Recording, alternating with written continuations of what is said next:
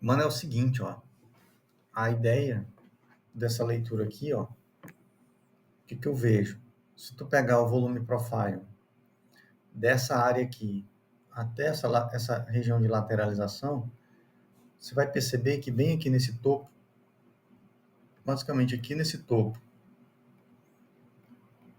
e aqui nesse outro topo, você tem acima desses dois topos aqui um vácuo de liquidez bem grande, ó.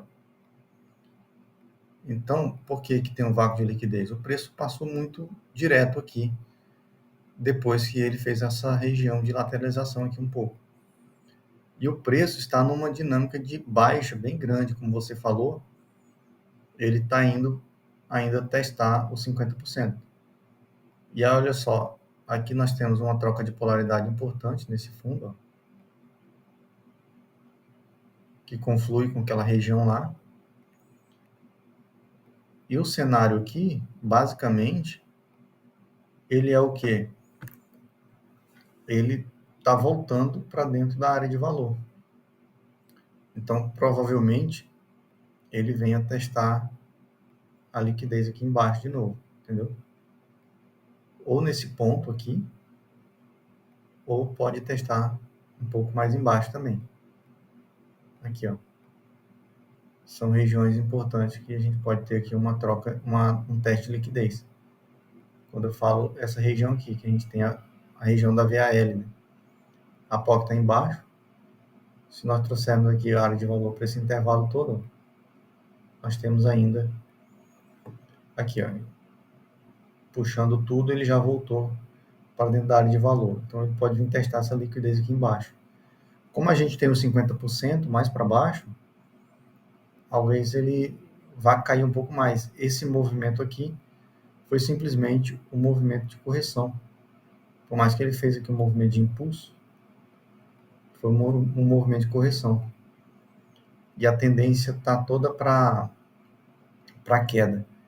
Daí a VWAP aqui, onde que seria a VWAP do movimento todo, seria nessa região aqui, ó.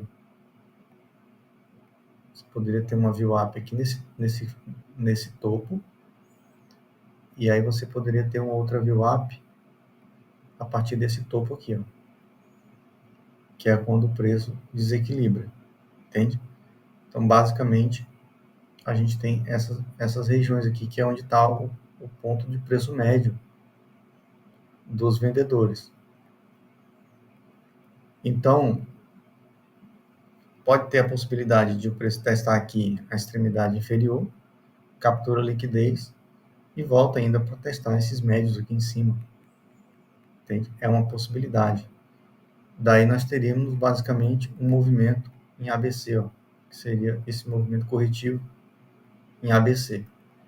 Então tu vê que ele vai bater com essas duas VWAP aqui desses dois fundos de trás, que é onde está o médio mais relevante desse movimento todo aqui. Só que daí a gente traz aqui para baixo, você tem aqui um outro fundo relevante. Você tem esse fundo aqui relevante,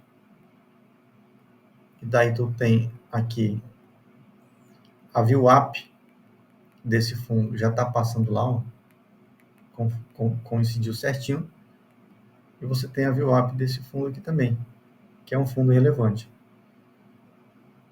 Que aqui, ó, essa VWAP aqui, você já vê que quando ela faz esse movimento aqui, você percebe que os compradores não estão defendendo nesse ponto mais.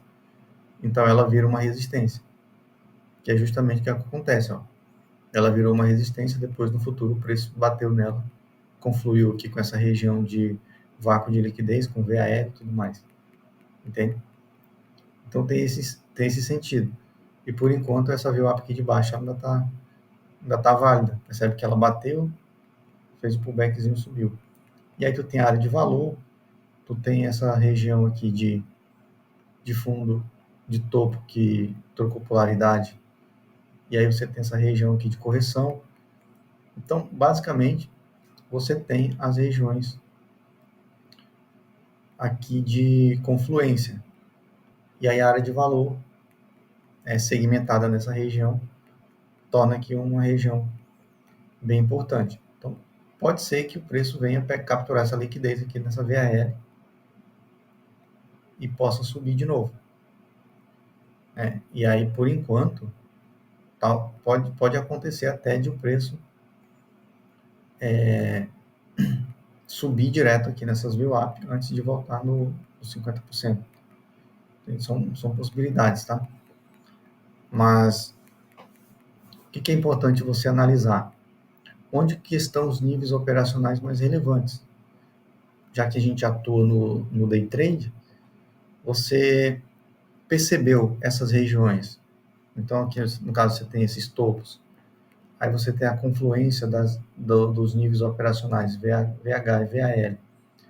Você tem essas estruturas de correção, você tem as VWAP. Então, o ideal seria pensar o seguinte: da onde o preço está vindo, provavelmente onde que ele vai parar e depois para onde que ele pode ir. E quando olha esses contextos mais macro, você percebe que nessa região aqui inferior, eles estão sustentando, a demanda está pagando, e nessa região superior aqui, a oferta está tentando vender bastante. Então, se tornaram as duas extremidades mais relevantes. Só que nunca é um nível específico, né? É uma região. Por isso que a gente tem que analisar, quando o preço chega, a gente tem que analisar como é que está a interação da oferta e da demanda. Porque, de fato, a gente precisa ver aqui o desinteresse da contraparte para a gente poder validar as nossas operações. E aí, às vezes, o movimento de quebra de liquidez ele não vai acontecer num cluster, ele vai acontecer no movimento. Então, ele vai várias vezes testando aqui. Você vê que o preço já vai subindo devagarinho até que ele faz a reversão. E aí você vai fazendo essa leitura.